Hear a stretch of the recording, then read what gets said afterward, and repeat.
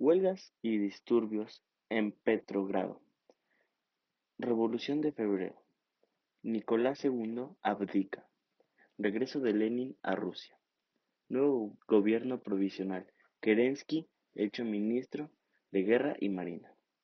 Primer congreso de soviets de todas las Rusias en Petrogrado. Fin de la ofensiva Rusia. Termina la segunda coalición de gobierno. Proclamada la República en Rusia. Trotsky y otros prisioneros políticos son liberados, formando el tercer gobierno de coalición. Motivos: gobierno absolutista, desigualdad social, crisis económica, constantes derrotas en la Primera Guerra Mundial. Los actores fueron Zar Nicolás II, Vladimir Lenin, Mikhail Vasilievich, Len Davidovich. Intereses: comunismo, acabar con el absolutismo. Coyuntura: fue un conflicto bélico con Japón. Resultado: creación de la URSS. Niveles de conflicto. Tipos de conflicto: macro, ya que involucra a diversos países, en este caso Inglaterra, Estados Unidos, China, buscan el control absoluto de los recursos energéticos. Conflicto inter. Las diferentes potencias luchan por una supremacía, y este conflicto se puede prolongar hasta que una potencia obtenga su cometido. Segunda Guerra Fría. Según Straube, por un lado se encuentra Occidente, principalmente Estados Unidos y el Reino Unido, quienes buscan unilateralmente obtener supremacía sobre la energía nuclear y los recursos energéticos del Oriente Medio. Por otro lado está el Oriente, liderado principalmente por Rusia y China.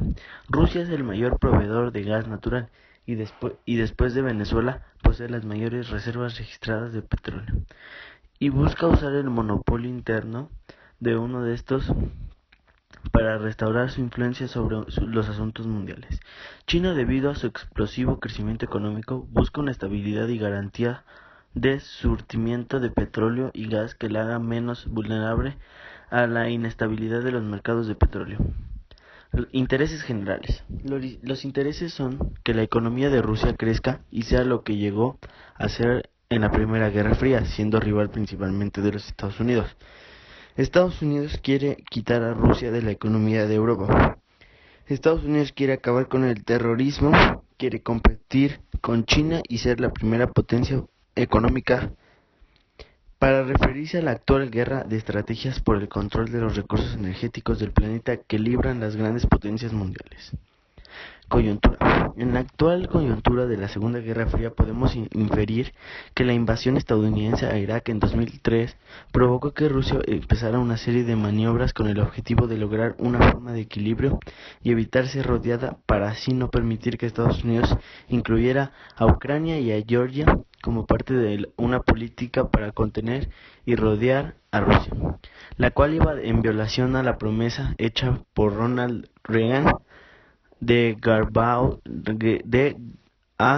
Gorbachev de no expandir a OTAN para allá de los límites de 1989, sin contar que en 2007 el presidente Vladimir Putin señaló y acusó a los Estados Unidos de hacer un uso casi incontenido de fuerza militar en las relaciones internacionales y de arrojar al mundo en un abismo de conflictos permanentes, además de mencionar la creación de un mundo unipolar gobernado por Washington y que va en contra del deseo de muchos países de formar un mundo multipolar donde todas las partes trabajen por una solución de los conflictos globales. Estas acciones solo creaban polémica entre analistas estadounidenses, los cuales creían y afirmaban que Putin intentaba regresar al mundo de la Guerra Fría. Los actores pueden ser Estados Unidos, Reino Unido, Rusia, China. Y el resultado, aunque aún no son tan evidentes los efectos de estos conflictos, se puede augurar grandes problemas económicos en las principales potencias, ya que se tendría que invertir mucho en investigación para ver los movimientos del rival, incluso en caso más extremo, en la compra de armamento.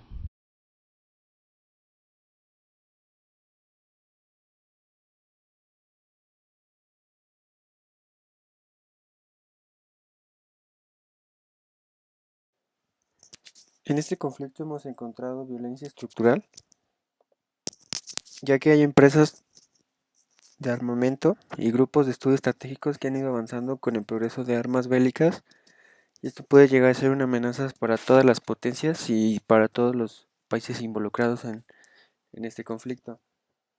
También encontramos violencia cultural, diferentes religiones que tienen los diversos países, puede generar que se agrave más el conflicto y, y pues ya hemos visto que en el pasado eh, la violencia cultural ha influido mucho en el desarrollo de los conflictos, y hasta ahorita no hemos visto ninguna violencia directa, hasta ahorita todo es indirecto, porque no ha habido un enfrentamiento bélico entre todos los países, pero sí hay un clima de tensión alrededor de todo esto. Por ejemplo, Corea que amenaza a Estados Unidos de lanzar los misiles, pero pues al final no ha pasado nada. Entonces, hasta ahorita nada más hay tensión entre las potencias. Estados Unidos debido al choque ideológico que ambos países tenían de acuerdo al sistema político de su país, o sea, capitalismo y comunismo. A este periodo se le conoció como la Guerra Fría. Sin embargo, no solo fue un desacuerdo de ideologías, sino que también ambas naciones comenzaron a desarrollar armas nucleares y comenzaron a buscar aliados en caso de que estallara la guerra entre estos dos países. Pero todo esto acabó con la desintegración del URSS, la cual dio un paso a un nuevo periodo de paz entre las dos grandes naciones.